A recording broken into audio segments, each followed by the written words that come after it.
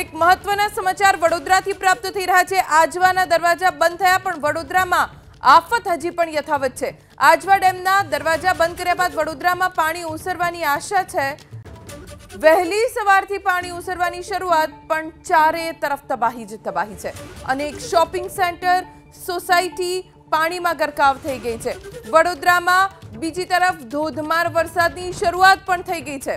આજવા સરોવરના દરવાજા એટલે બંધ કરવામાં આવ્યા અને પાણી છોડવાનું બંધ કરવામાં આવ્યું કેમ કે પાણી ઓસરે, પણ બીજી તરફ વડોદરામાં હજી પણ ધોધમાર વરસાદ તો સતત ચાલુ છે, જેના કારણે હજી મુશ્કેલીનો દોર ઓછો નથી થયો। અમારા સંવાદદાતા અભિષેક ઉપાધ્યાય અત્યારે આપણી સાથે જોડાઈ ગયા છે। અભિષેક, बड़ौदा की क्या स्थिति अभी? इस समय वडोदरा में तेज बारिश शुरू हो गई है और बहुत ही भारी बारिश हो रही है और हम ये भी देख रहे हैं कि एयरपोर्ट के नजदीक अभी क्योंकि हम एयरपोर्ट से शहर की ओर जा रहे हैं, इस इलाके में पानी तेजी से बढ़ रहा है। एयरपोर्ट के पास ही एक 2 मंजिला इमारत है, वो इमारत करीब करीब डूबने की कगार पे है। उधर जाने का रास्ता बंद कर दिया गया है, अलग अलग रास्ते बंद किए जा रहे हैं। एनडीआरएफ की टीमें भी आज आ गई है। पारगम इलाके में वो अपना रेस्क्यू ऑपरेशन 8 बजे शुरू करने जा रही है, लेकिन अभी जो है बहुत ही तेज बारिश हो रही है और बारिश के नाते वडोदरा में तेजी से जलभराव होता हुआ अभी दिखाई दे रहा है। जी शुक्रिया अभिषेक जानकारी देने के लिए। तो धोधमार वरसाद हजी पण वडोदरामां वरसी रह्यो छे अने घणा बधा विस्तारो हजी जळमग्न छे। जेवी रीते अमारा संवाददाता अभिषेक उपाध्याये जानकारी आपी छे के अनेक विस्तारो एवा छे के ज्यां पाणी ज पाणी जोवा मळी रह्युं छे। भारे पवन साथे वडोदरामां धोधमार वरसाद वडोदरावासीओनी मुश्केली वधारी शके छे। આજવા સરોવરના દરવાજા બંધ કરીને પાણી છોડવાનું બંધ કરવામાં આવ્યું કેમ કે પાણી ઓસરે, પણ હજી વડોદરામાં મુશ્કેલી ઓછી થાય તેવા કોઈ અણસાર પ્રાપ્ત નથી થઈ રહ્યા। ભલે આજવા સરોવરમાંથી પાણી બંધ કરવામાં આવ્યું પણ વડોદરા શહેરમાં વરસાદનું જોર ઓછું થવાનું નામ નથી લઈ રહ્યું અને તેનું જ કારણ છે કે હજી ઘણા બધા વિસ્તારો જળમગ્ન છે। अनेक विस्तारों में जळबंबाकारनी स्थिति है। जनजीवन अस्तव्यस्त थई गयुं छे। भारे पवन पण वरसी रह्यो छे, भारे पवन साथे वरसाद पण वरसी रह्यो छे अने वडोदरा आखुं डूबी गयुं छे। अनेक विस्तारों में तबाही जोवा मळी रही है। ज्यां ज्यां थोड़ा घणा पाणी ओसर्या छे त्यां पण स्थिति एटली खराब है कि चारे तरफ ताराजीना दृश्यो जोवा मळी रह्या छे। बेसमेंट तो आखो पाणीमां गरकाव थई गयो छे। કેટલી બધી દુકાનોમાં માલ સામાન પલળી ગયો છે, કેટલા લોકોના ઘરમાં પાણી ઘૂસી ગયા જેના કારણે ઘર વખરીને વ્યાપક નુકસાન થયું છે, લોકોના મકાનોને નુકસાન થયું છે, પોતાનો આશરો છીનવાઈ ગયો હોય તેવી સ્થિતિ વડોદરાવાસીઓની થઈ છે કેમ કે ઘરબાર છોડીને ઘણા બધા લોકોને સ્થળાંતરિત કરવા પડ્યા। જે નદી કાંઠાના વિસ્તારો છે ત્યાં ખાસ રેસ્ક્યુ કરવામાં આવ્યું, લોકોને સુરક્ષિત સ્થળે ખસેડવામાં આવ્યા, પણ વહેલી સવારથી આફતનો આ વરસાદ વડોદરાને ગમરોડી રહ્યો છે જે મુશ્કેલી સર્જી શકે છે વડોદરાવાસીઓ માટે કેમ કે એક કેલ્ક્યુલેટિવ રિસ્ક લીધું છે પ્રશાસને।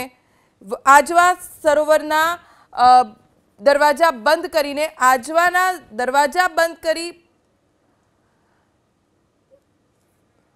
અમારી સાથે અત્યારે કોંગ્રેસના નેતા નરેન્દ્રભાઈ રાવત જોડાઈ ગયા છે। નરેન્દ્રભાઈ, અત્યારે શું સ્થિતિ છે વડોદરાની? ધોધમાર વરસાદ વરસી રહ્યો છે તેવી जानकारी અત્યારે અમને પ્રાપ્ત થઈ છે। હા, એટલે છેલ્લા લગભગ 30 કલાકથી વરસાદ વડોદરા શહેરમાં બંધ હતો। અત્યારે થોડીક વરસાદની શરૂઆત થઈ છે ને થોડોક ધોધમાર ગણી શકાય, પરંતુ જે પ્રકારે અમને હવામાન ખાતા તરફથી છે એટલે કે આ વધારે અસર નહીં કરીને લાંબો નહીં ચાલે એવું લાગે છે, પરંતુ વડોદરામાં પરિસ્થિતિ સ્ટેન્ડસ્ટીલ છે। આજવા સરોવરના શાસકો દ્વારા દરવાજા બંધ કરવામાં આવ્યા છે પણ હજી સુધી શહેરની અંદર 1 સેન્ટીમીટર બી પાણી ઓછું થયું નથી। હજી પણ સમગ્ર વિસ્તારોમાં એટલું જ પાણી છે।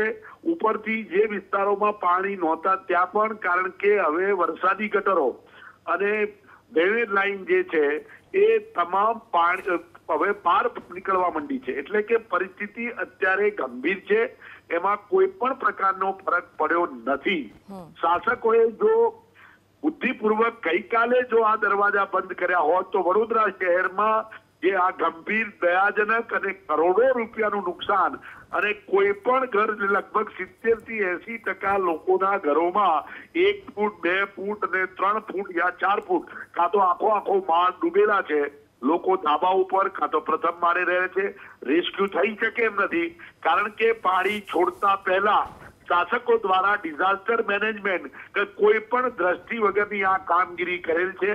અમને ખ્યાલ જ હોય છે, અને ભારત દેશમાં એ એકમાત્ર શહેર છે કે જ્યાં 30 કલાકથી વરસાદ નહોતો અને અમારું શહેર ધીરે ધીરે ડૂબતું હતું. આપ જાણો છો કે 2 દિવસથી વડોદરા શહેરની અંદર એક ટીપું પણ વરસાદ પડ્યો નથી. આજ સવારથી થોડોક વરસાદ શરૂ થયો છે, પણ અમે ઈચ્છીએ છીએ અને ભગવાન કે લગભગ આ ગંભીર નથી. પરંતુ વરસાદ ન હોય અને શહેર ડૂબતું હોય, આવી વડોદરા શહેરમાં ઘટના છેલ્લા 20 વર્ષથી બને છે. એનું કારણ છે કે જે આજવા સરોવર છે એ અમારે પાણી આપતું એકમાત્ર સરોવર. વડોદરાની 22 લાખની વસ્તીમાં 10 લાખ લોકોને પીવાનું પાણી પૂરું પાડે છે. એ દીર્ઘ દ્રષ્ટિ મહારાજા સયાજીરાવ ગાયકવાડે આ અર્ધન ડેમ બનાવેલો, એટલે કે માટીના પાળા કરી. અને સૌથી મોટી વાત એ છે કે ગ્રેવિટીથી વડોદરા શહેરમાં પાણી આવે, એને પમ્પિંગ કરવું ના પડે, આવ્યું મોટું સરોવર. એને ભારતીય જનતા પાર્ટીના 30 વર્ષના શાસકો દ્વારા કોઈ પણ ખર્ચો કર્યા વગર એને મજબૂતાઈ આપી નથી, કારણ કે સરકારની રૂલ બુક. જી નરેન્દ્રભાઈ, આભાર જાણકારી આપવા માટે, એબીપી અસ્મિતા સાથે વાત કરવા માટે. તો વડોદરામાં આજે સવારથી વરસાદ ચાલુ છે. જેવી રીતે હમણાં નરેન્દ્રભાઈએ વાત કરી કે ગઈકાલે તો વડોદરામાં વરસાદ પણ નહોતો, પણ આખું વડોદરા ડૂબેલું હતું, અને તેની પાછળનું કારણ છે